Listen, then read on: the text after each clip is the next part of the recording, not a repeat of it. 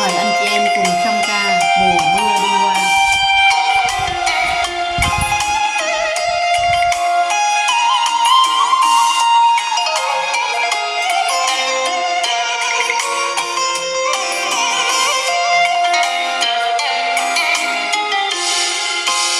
Anh dìu em về, đường về nhà em mưa phim đã phai xa.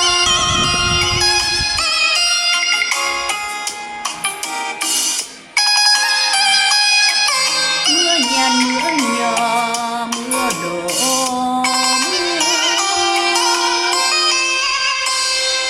Anh dìu em về